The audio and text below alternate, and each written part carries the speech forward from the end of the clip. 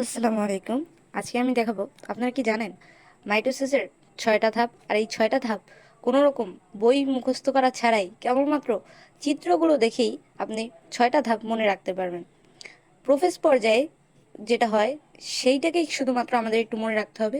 এটার আলোকে বাকি 5টি ধাপ আমরা ব্যাখ্যা করতে পারবো শুধুমাত্র চিত্র দেখেই। খুবই ম্যাজিক্যাল একটা ট্রিপস। প্রথমত আমরা প্রোফেজ পর্যায়ে যেটা দেখি, মাইটোসিসের আমরা 6টা পর্যায়ে দেখি। তার মধ্যে প্রোফেজ একটা প্রথম পর্যায়ে। এটা হচ্ছে মাইটোসিসের সবচেয়ে দীর্ঘস্থায়ী পর্যায়, সবচেয়ে বেশি সময় ব্যয় হয় এটাতে। এখানে আমরা দেখতে পাই নিউক্লিয়াসটা বড় থাকে, এখানে অনেকগুলো ক্রোমোজোম থাকে। আর এখানে যেটা হয়, ক্রোমোজোমের জলবিয়োজন ঘটে। জলবিয়োজন মানে এটার মধ্যে যে লিকুইডটা থাকে সেটা বের হয়ে যায়। আর এর ফলে যেটা হয় সেটা হচ্ছে ক্রোমোজোমগুলো খাটো হয় এবং মোটা হয়। খাটো আর মোটা হওয়ার ফলে এর রঙগুলো দৃষ্টিগোচর হয়, মানে এগুলো বেশি চোখে পড়ে, ঠিক আছে।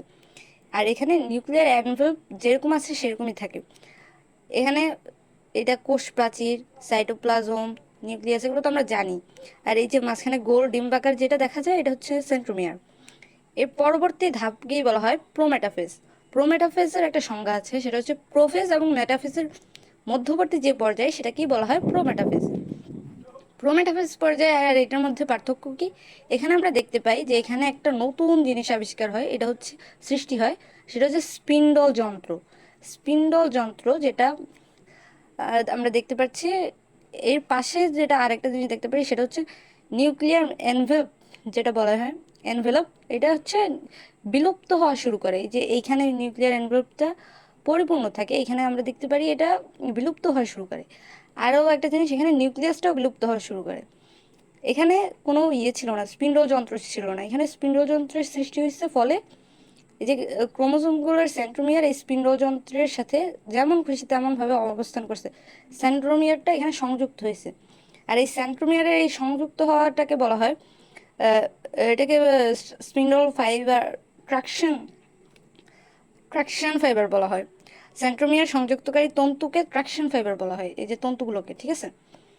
দেন আমরা এখানে যেটা আরেকটা জিনিস হয়, এটা হচ্ছে যখন এটা এখানে সেন্ট্রোমিয়ারগুলো এখানে যুক্ত হয় ট্রাকশন ফাইবারের সাথে, তখন এখানে এগুলো হচ্ছে কম্পিত হয়, মানে আন্দোলিত হয় ক্রোমোজোমগুলো, যার কারণে এখানে ক্রোমোজোমীয় ক্রোমোজোমীয় নৃত্য দেখা যায়। ক্রোমোজোমীয় নৃত্য কোন পর্যায়ে দেখা যায়? প্রোমেটাফেজ পর্যায়ে। প্রোমেটাফেজ পর্যায়ে ক্রোমোজোমীয় নৃত্য দেখা যায়, এটা ইয়েতে আসে, এমসিকিউতে আসে। তারপরে আমরা দেখতে পাই মেটাফেজ পর্যায়ে। মেটাফেজ পর্যায়ে এটার সাথে আর এটার সাথে কি পার্থক্য দেখা যায়? এটার মধ্যে আমরা দেখছিলাম যে সেন্ট্রোমিয়ারগুলো যেমন খুশি তেমন, এইখানে সবগুলো বিষুবীয় অঞ্চলে। বিষুবীয় অঞ্চল কোনটা?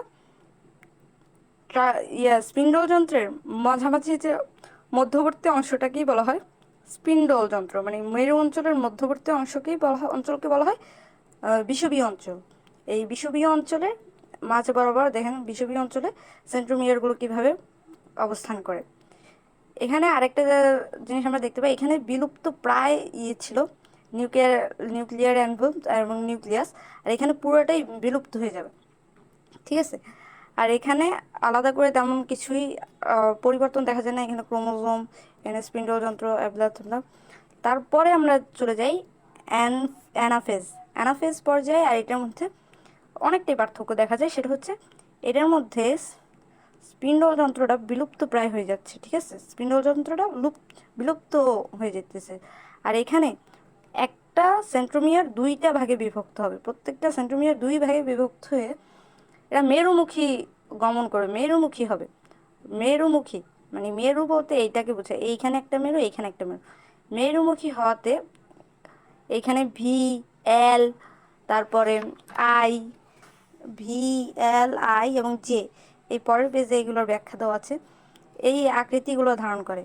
ভিটাকে বলা হয় মেটাসেন্ট্রিক, তারপরে সাবমেটাসেন্ট্রিক, অ্যাক্রোসেন্ট্রিক, টেলোসেন্ট্রিক। এগুলো এমসিকিউতে আসে, এগুলো মোস্ট ইম্পর্টেন্ট। দেন আমরা টেলোফেজ পর্যায়ে দেখতে পাই, এটা এরকমভাবেই ব্যাখ্যা করা যায়।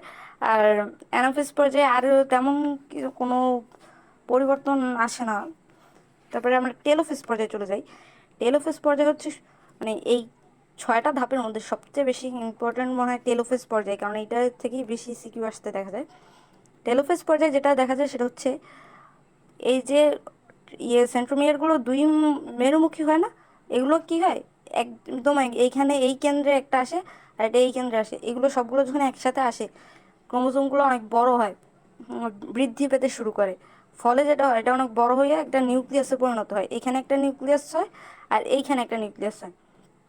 সেই নিউক্লিয়াসগুলোকে এখানে দেখানো হয়েছে। এখানে নিউক্লিয়ার এনভেলপ তৈরি হয়, মানে টেলোফেজে মানে এখানে যেগুলো বিলুপ্ত হয়ে গেছে এগুলো আবার এখানে মানে তৈরি হয়, ঠিক আছে। এই দুইটা তৈরি হয়, দুইটা দুইটা নিউক্লিয়াস তৈরি হয়, ক্রোমোজোম থাকে, এখানে একটা কোষ প্লেটের তৈরি হয়, কোষ প্লেট। আর স্পিন্ডল যন্ত্র যেটা এখানে বিলুপ্ত প্রায়, ঠিক আছে, এখানেও বিলুপ্ত প্রায় হয়ে থাকে, ঠিক আছে, মানে এটা মানে প্রায় যায় যায় অবস্থা। এখানে আরও একটা জিনিস ঘটে, সেটা এখানে জলযোজন ঘটে। জল বিয়োজন কোথায় ঘটে? প্রোফেজে। আর জল যোজন কোথায় ঘটে? টেলোফেজে। এইটা হচ্ছে মানে এই পর্যন্তই, এইটার মধ্যে আর তেমন কোনো পরিবর্তন দেখা যায় না। এর পরের পর্যায়ে, পরের ধাপটিতে সাইটোকাইনেসিস। এই যে পাঁচটা ধাপ এগুলোকে বলা হয় ক্যারিওকাইনেসিসের ধাপ। ক্যারিওকাইনেসিসের পাঁচটা ধাপ। প্রশ্ন হচ্ছে ক্যারিওকাইনেসিস কি আর সাইটোকাইনেসিস কি? ক্যারিওকাইনেসিস হচ্ছে নিউক্লিয়াসের বিভাজনকে বলা হয় ক্যারিওকাইনেসিস, আর সাইটোকাইনেসিস হচ্ছে সাইটোপ্লাজমের বিভাজনকে। অর্থাৎ এটা যখন আমরা ব্যাখ্যা করতে যাব প্রথমে বলবো সাইটোপ্লাজমের বিভাজনকে বলা হয় সাইটোকাইনেসিস।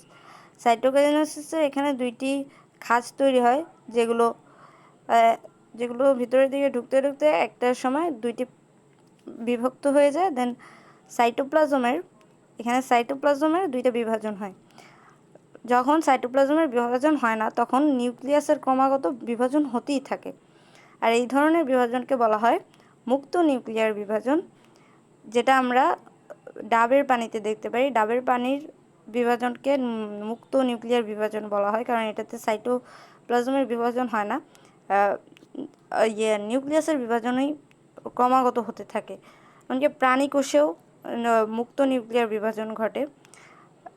এছাড়াও শৈবাল ছত্রাকেও মেবি মুক্ত নিউক্লিয়ার বিভাজন ঘটে, তা যদি দেখি শৈবাল ছত্রাক কই গেল।